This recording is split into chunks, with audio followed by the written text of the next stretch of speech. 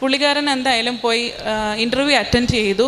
വേറെ ആർക്കും പോലും കിട്ടിയിട്ടില്ല. 45 വയസ്സുള്ള അദ്ദേഹത്തിന് ഫസ്റ്റ് അറ്റംപ്റ്റിൽ തന്നെ ഒരു പ്രശ്നവും കൂടാതെ തന്നെ പുള്ളി പാസ്സാകുകയും വൈകിട്ട് 3 മണിക്കകത്ത് റിപ്പോർട്ട് കിട്ടി. പുള്ളിക്ക് പോകാനുള്ള എല്ലാ കാര്യങ്ങളും ശരിയായി. അതിനുശേഷം ഞാനിവിടെ വന്ന് പ്രാർത്ഥിച്ചു.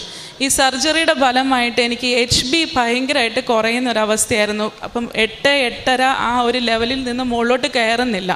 ഒരു മാസം ഒരു മരുന്നൊക്കെ തന്ന് നോക്കിയിട്ടും വലുതായിട്ട് ഇമ്പ്രൂവ്മെൻ്റ് ഇല്ലായിരുന്നു. അപ്പോൾ അവരെനിക്ക് പല ടെസ്റ്റുകൾ എനിക്ക് എഴുതി തന്നു. ആ ടെസ്റ്റുകളൊക്കെ ഞങ്ങൾ ചെയ്തു നോക്കി, പക്ഷെ വ്യത്യാസമായിട്ടൊന്നുമില്ല. അപ്പം ഞാൻ ഇതിൻ്റെ എല്ലാത്തിൻ്റെയും കൂടെ തന്നെ തൈലവും ഉപ്പും മാത്രം വെച്ച് പ്രാർത്ഥിച്ചുകൊണ്ടേയിരുന്നു. അപ്പോൾ ഒരു ദിവസം രാത്രിയിൽ എനിക്ക് ഒരു 3 മാസം ആകുന്നു, എനിക്കൊന്ന് ടെസ്റ്റ് ചെയ്യേണ്ടത് സമയമായി, ഡോക്ടർ ടെസ്റ്റ് ചെയ്യാൻ പറഞ്ഞപ്പോൾ എനിക്ക് ഉറക്കത്തിൽ എനിക്കൊരു ലെവൽ കാണിച്ചു തന്നു. 11.8 എന്ന് എനിക്ക് ഒരു മാതാവ് ഒരു വാല്യൂ എനിക്ക് കാണിച്ചു തരിക. അപ്പം ഞാൻ അതിനെക്കുറിച്ച്